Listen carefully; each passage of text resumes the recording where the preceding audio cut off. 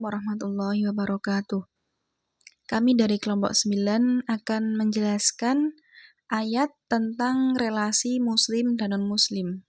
Islam sebagai agama yang rahmatan lil alamin itu memiliki pandangan yang komprehensif tentang hubungan antar umat beragama.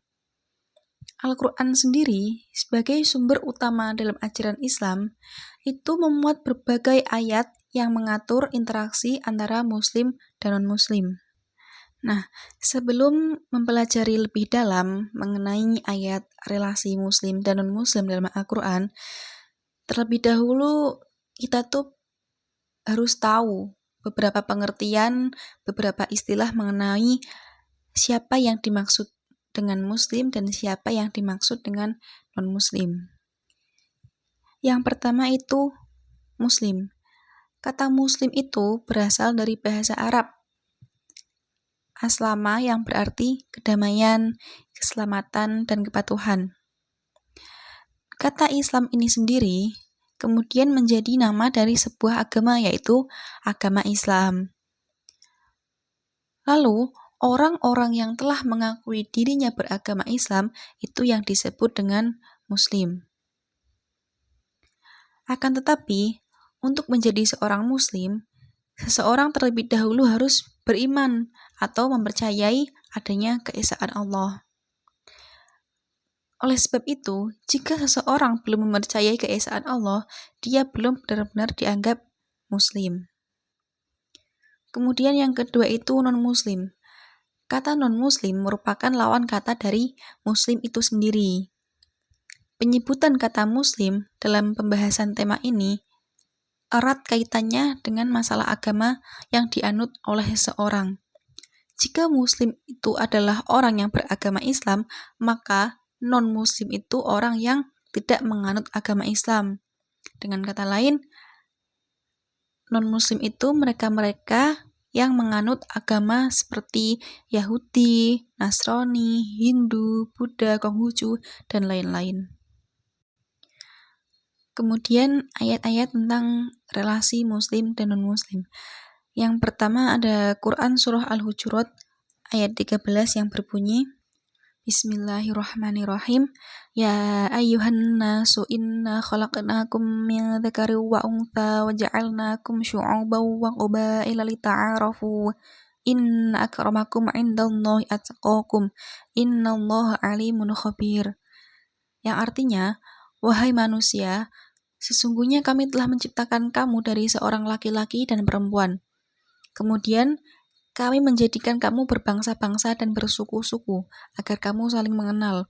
Sesungguhnya yang paling mulia di antara kamu, di sisi Allah adalah orang yang paling bertakwa. Sesungguhnya Allah Maha Mengetahui, lagi Maha Teliti. Sederhananya, dapat kita pahami bahwa ayat di atas itu memberikan kita pemahaman agar kita itu dapat saling mengenal satu sama lain walaupun terdapat suatu perbedaan di antaranya. Kemudian di antara beberapa ulama itu mempunyai pendapat masing-masing tentang batasan-batasan interaksi antara muslim dan non-muslim.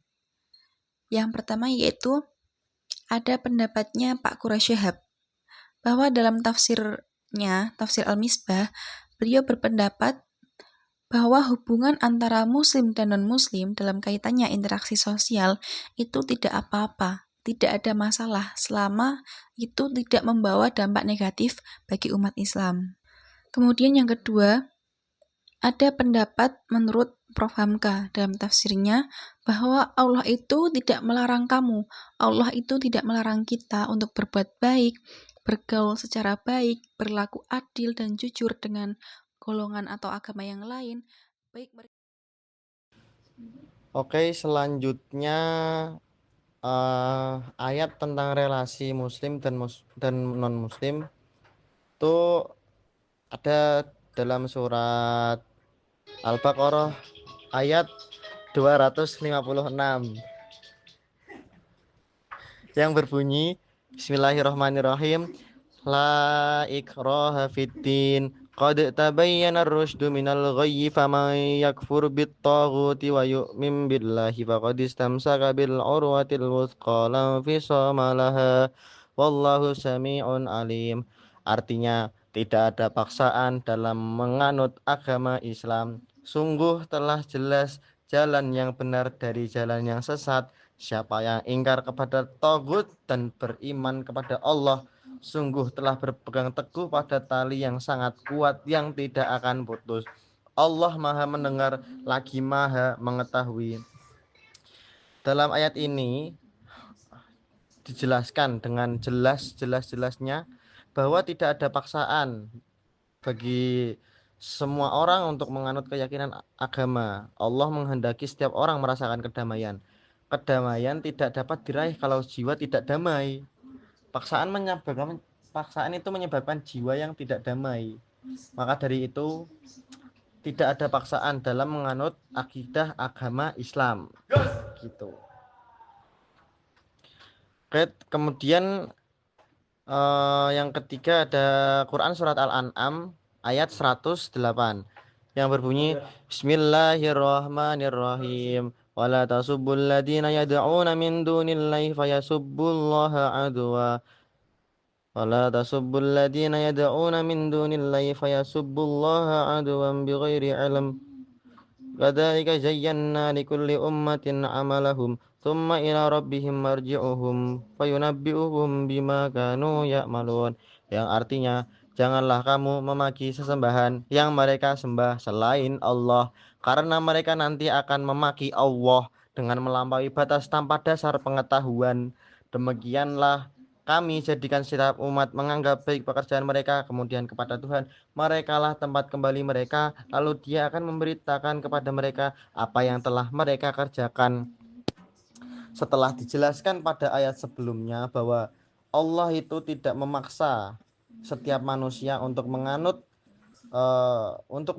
agama Islam, menganut akidah Islam, dijelaskan di ayat setelahnya ini, yaitu maka dari itu kita itu tidak usah jangan memaki sesembahan orang lain, karena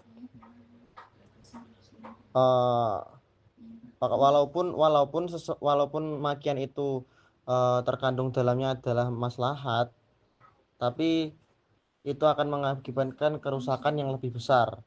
Siapa tahu orang-orang musyrik ini malah membalas maki-makian kepada kita, padahal dia tidak mengetahui ilmu, tidak mengetahui dasar pengetahuan, dan dia asal memaki kita begitu.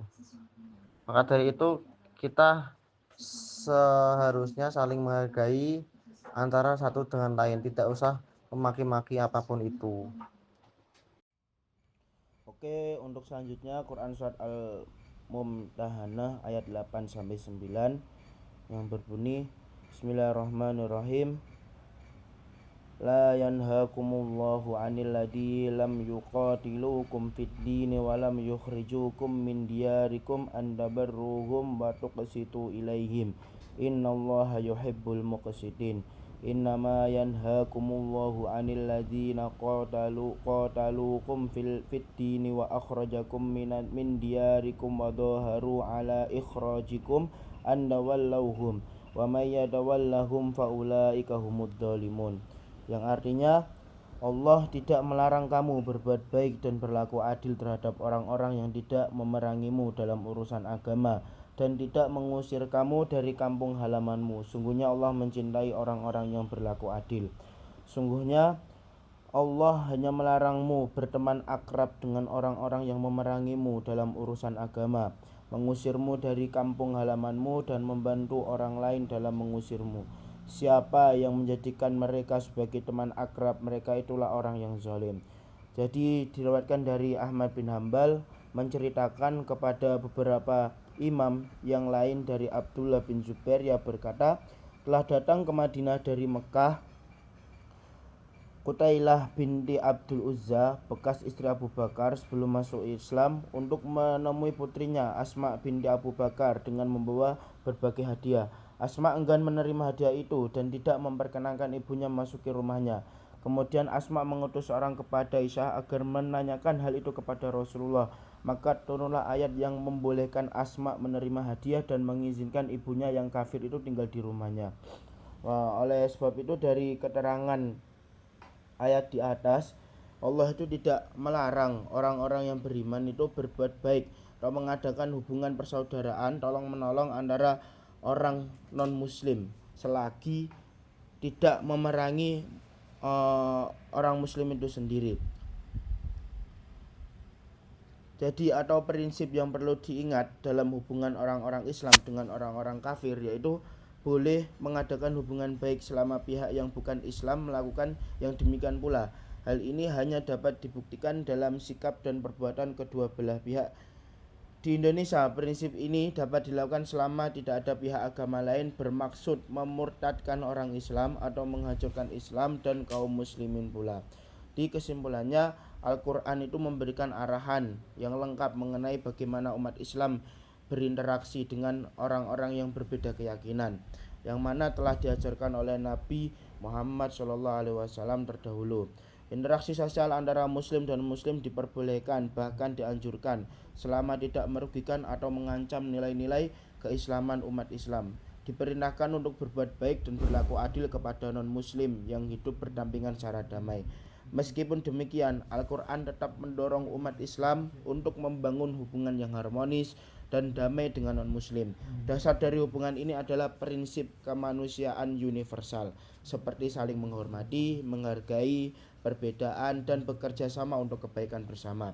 Demikian presentasi dari kelompok kami tentang relasi muslim dan non-muslim. Apabila ada kesalahan kata, mohon dimaafkan. Terima kasih.